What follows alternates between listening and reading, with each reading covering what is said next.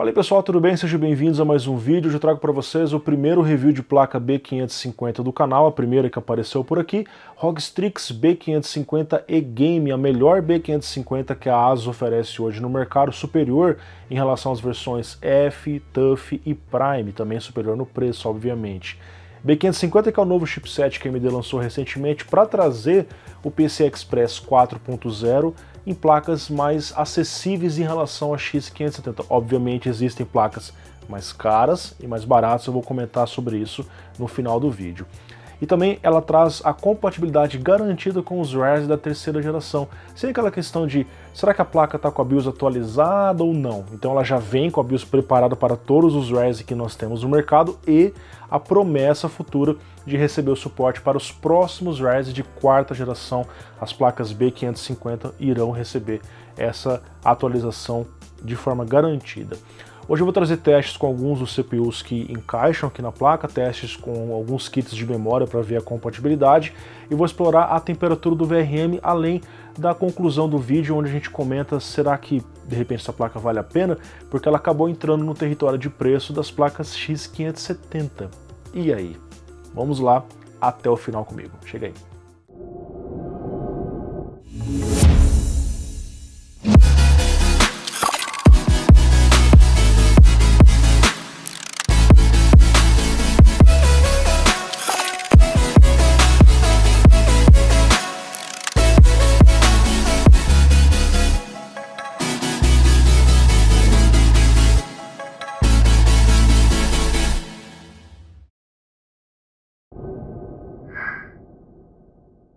Vamos então ao rápido unboxing da ROG Strix B550E, com a parte da frente da caixa aqui muito bonita, logo ROG, o desenho da placa aqui, destaque aqui para o logo B550, tecnologias como NVIDIA SLI, Aura Sync, o suporte garantido para os Ryzen da terceira geração, porém excluindo Ryzen como 3400G e 3200G, porque não são da terceira geração, são na verdade da segunda geração.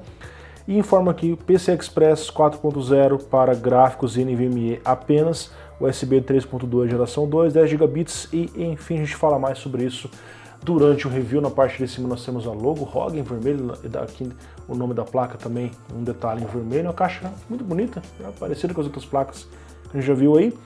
Nós temos aqui os principais detalhes, como por exemplo, novamente USB 3.2, as 14 mais 2 fases, Wi-Fi e rede de 2.5 GB de alta velocidade.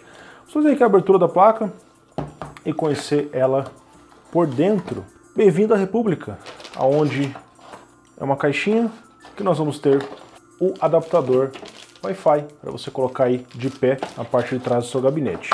Removendo então aqui a placa com uma caixa à parte e plástico antistático, nós temos aqui o manual de instruções, completo pelo que estou vendo aqui, o DVD de drivers, que a gente normalmente não utiliza, um cartão de agradecimento, obrigado por ter comprado uma placa nossa, da ASUS, uma folha de adesivos, inclusive com rótulos para cabos, né, várias coisinhas para você colar aí em algum lugar, caso você queira, e dois compartimentos de acessórios, onde no primeiro nós temos aqui dois cabos de extensão RGB e 4 cabos SATAs.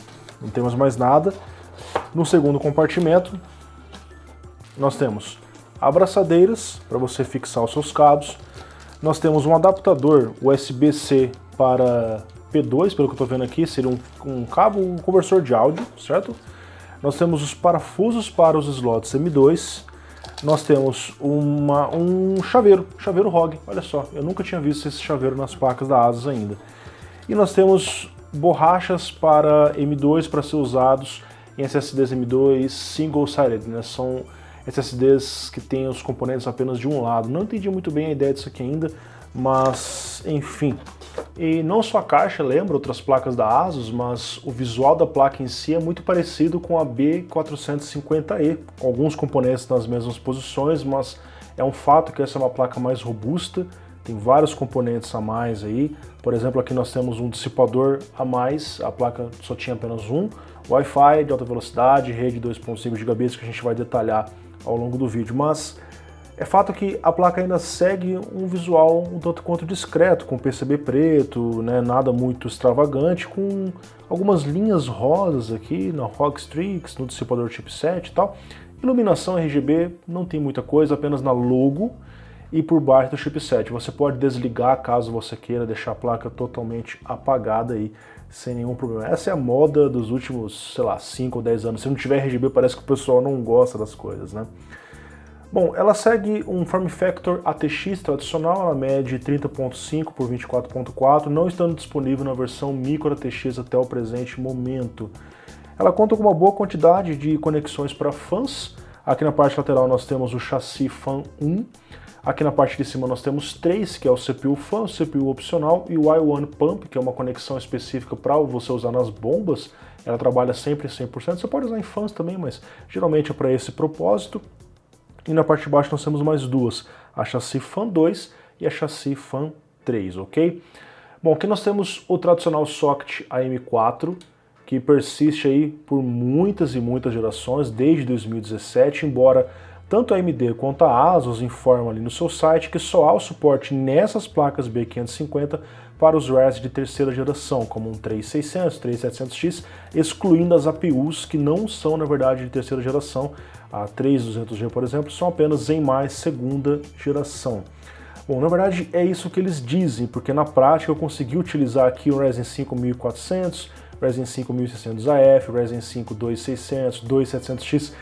Os CPUs funcionaram, mesmo que eles dizem que não há o suporte. Não sei se isso é exclusivo dessa placa, eu vou testar outros modelos de B550 para confirmar isso. Também não sei se esse suporte um dia vai sair ou não, tá?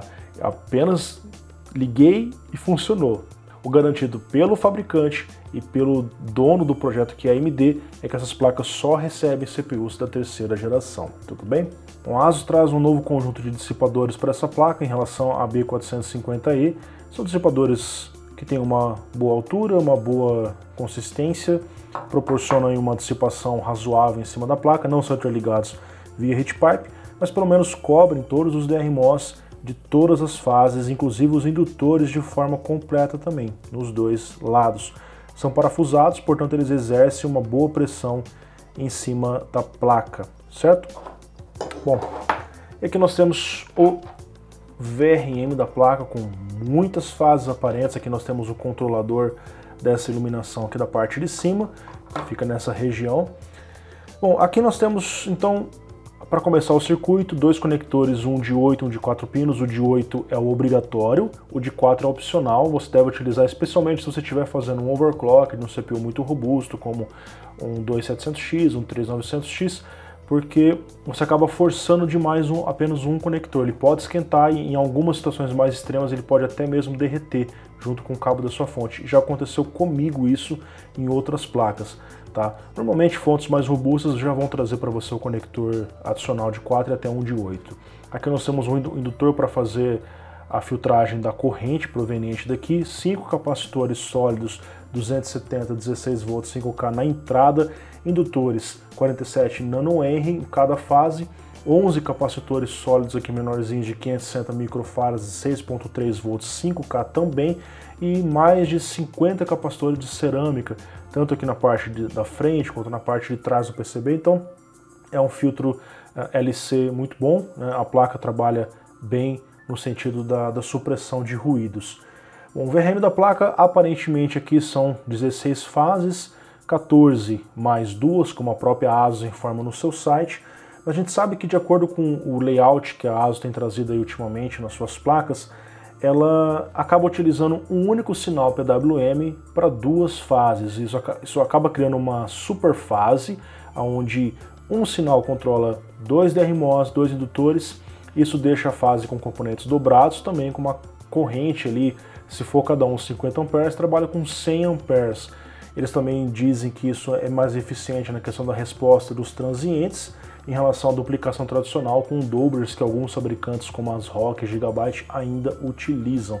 Obviamente, se tivesse um PWM que controlasse todas as fases, isso já existe, mas não foi utilizado aqui, seria o melhor dos dois mundos, ok? Isso aparece apenas nas placas high-end, as melhores placas do mercado.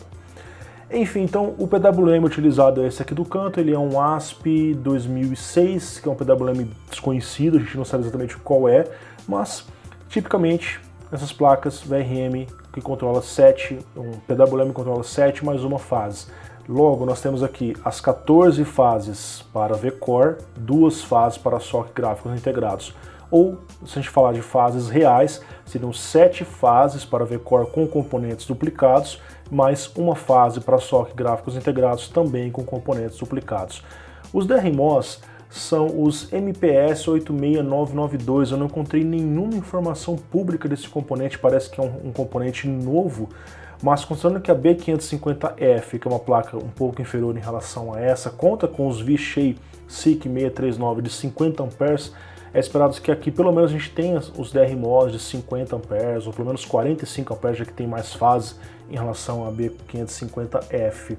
Bom, agora fazendo os testes do VRM na minha metodologia com temperatura ambiente 32 graus, de forma a simular uma carga típica dentro de um gabinete fechado, ao testar o Ryzen 5 3600 e um teste de estresse no software Blender por 15 minutos, demo Classroom disponível gratuitamente no site, cuja carga era de 42 amperes, o VRM alcançou apenas 46 graus, nada preocupante, jogando o game PUBG pelo mesmo tempo, alguns graus a menos. Passando para um octa-core Ryzen 7 3700X com exigência subindo para 54 amperes, o VRM subiu apenas 2 graus, mostrando absoluta tranquilidade. Em game, 45 graus no ponto mais quente. Agora, com o Ryzen 7 2700X, que é um CPU de 105 watts, no Blender, onde a exigência subiu para 85 amperes, a corrente ali do VRM, um pequeno aumento novamente de apenas 4 graus. Pois é, ainda não fez cócegas na placa. E partindo para os testes de overclock, agora usando um watercooler selado com Ryzen 7 3700X, 4.1 GHz, 1.44 volts, com a exigência em meros 75 amperes, o VRM esquentou mais do que quando estava com o 2700X em 85 amperes, pelo fato do cooler box no teste do 2700X estar ajudando a reduzir a temperatura ao soprar o ar para baixo. Quando você utiliza o cooler padrão que o fabricante planejou, ele ajuda a reduzir a temperatura do VRM, conforme eu mostrei para vocês em um vídeo, eu vou deixar aparecendo aqui no canto. Agora, com o teste mais agressivo, Ryzen 7 2700X em overclock, 4.1 GHz, 1.44 volts, aonde nós temos uma simulação de uma carga de um Ryzen 9 3900X, 115 a 120 amperes, é o mesmo que o CPU Ryzen 9 exige em estoque.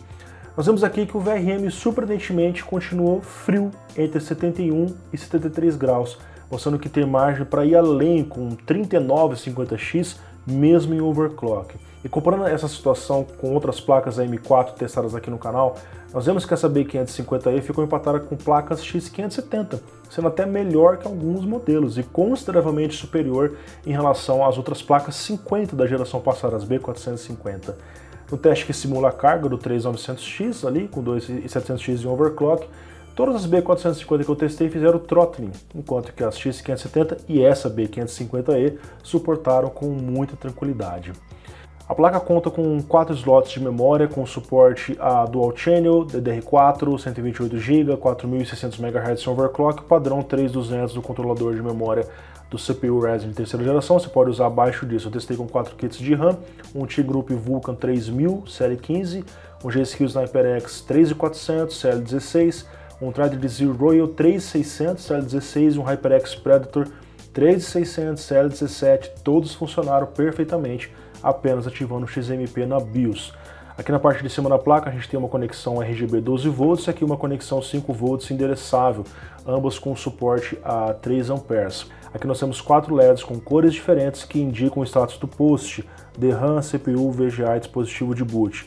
Nós temos o conector de alimentação principal, 2 conexões USB para o painel frontal do seu gabinete, uma que é USB 3.2 geração 1 de 5 gigabits por segundo, antes era conhecida como 3.0, e uma USB 3.2 geração 2 de 10 gigabits, que antes era conhecida como 3.1 apenas, certo?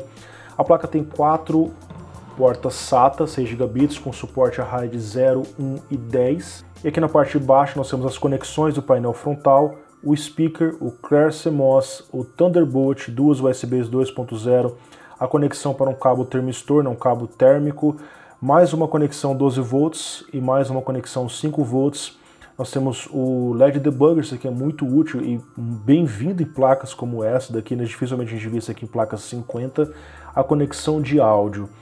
Aqui nós temos dois slots M2 com essa blindagem, com esse dissipador que eu vou remover para vocês darem uma olhadinha. Apenas dois parafusos, você remove aqui. Nós temos um thermal pad da marca Large, é uma marca bem comum nessas placas, aparentemente de 1 milímetro, que você deve remover esse plástico para poder fazer a conexão. O dissipador é muito bem-vindo, já que esses SSDs M2 normalmente esquentam muito e quando eles ficam muito quentes, a performance deles é reduzida, assim como eu mostro aqui no canal. Ambos os slots suportam o comprimento de SSD até 22.110. Apenas o primeiro slot suporta o PCI Express 4.0 X4. Tá? Ele fica mais próximo do CPU, porque é o CPU que envia os dados, as lanes para ele. Esse aqui é um slot do chipset, e o chipset B550 suporta para propósitos gerais apenas o PCI Express 3.0. A mesma coisa nós temos nos slots PCI Express. São 3 slots x16, 2 slots x1. Os dois slots x16 que são blindados oferecem o suporte a PCI Express 4.0 X4, X16, eu confundi com os M2 aqui. Ou seja, são os slots mais rápidos. O primeiro slot X16 é sempre o mais recomendado para você usar uma única placa, ele vai funcionar em X16 4.0, caso você utilize, obviamente, um Ryzen da terceira geração, né, porque é o CPU que oferece o PCI Express 4.0. E se você colocar uma segunda placa, eles vão funcionar em X8, porque nós temos chips pellets multiplexadores que fazem essa divisão. Esse slot sempre vai ser X8 porque ele é eletricamente apenas X8. O último slot é controlado pelo chipset, só funciona em PCI Express 3.0 e no modo X4, assim como os outros X1. Esse aqui é o slot mais indicado para você usar aí uma placa de captura, aqui placa de áudio, placa de rede, caso você eventualmente queira. Então é importante frisar que PCI Express 4.0 é um recurso exclusivo dos Ryzen de terceira geração em diante. Então o Ryzen de segunda geração não traz esse tipo de recurso pra gente, ok? Bom, aqui na parte de trás, surpreendentemente, a Asus oferece 4 USBs 2.0, sim, aquelas mais antigas. De repente eles poderiam ter colocado um controlador ASMedia 3.0 para oferecer aqui USBs mais rápidos, porque se você for olhar as mais rápidas apenas, você tem duas apenas do tipo A e uma do tipo C. Ou seja, a placa fica um pouco limitada nesse sentido. Ela acaba compensando um pouco essa questão por oferecer rede de alta velocidade. Nós temos o Wi-Fi com suporte a Bluetooth, Wi-Fi de alta velocidade inclusive no modo AX, suporte a MIMO e rede de 2.5 gigabits, ou seja, 2.5 vezes mais rápido que as redes LAN padrão gigabit. Isso é uma coisa legal. No restante aqui nós temos mais duas portas USB 3.2 geração 2, aquelas de 10 gigabits, com uma terceira aqui do tipo C. HDMI DisplayPort para você fazer o uso de gráficos integrados, mas normalmente as pessoas vão usar uma placa de vídeo nessa placa. E nós temos o áudio 7.1 canais com essa conexão USB-C também aqui, que você pode usar pelo adaptador ali, provisionado pelo codec S1220A. Bom, chegando então ao final de mais um breve vídeo, espero que vocês tenham gostado de todas as informações passadas aqui na B550E. Fica claro que em relação à B450E, que é a sua antecessora, nós temos aqui uma placa mais robusta, com mais recursos, com Wi-Fi de alta velocidade, rede gigabit, 2.5 gigabits na verdade, né, um VRM capaz de suportar aí mesmo o Ryzen 9 3950X em overclock com boas condições. Então é uma placa que se parece mais com uma X570 do que com uma B450. Ou seja, uma construção muito boa, porém isso obviamente tem um custo.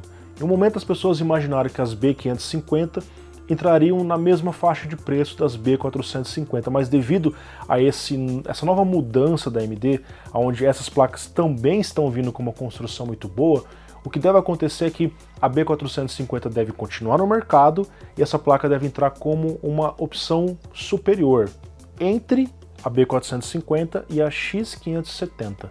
Tal como aconteceu quando a X570 entrou no mercado, ela não substituiu a X470, ela apenas ficou num patamar de preço acima, certo? Então aqui nós temos uma placa que tem uma construção muito boa, mas aí Lucas, será que vale a pena? É importante considerar que nós ainda não temos uma expectativa de quando essas placas chegarão no mercado brasileiro.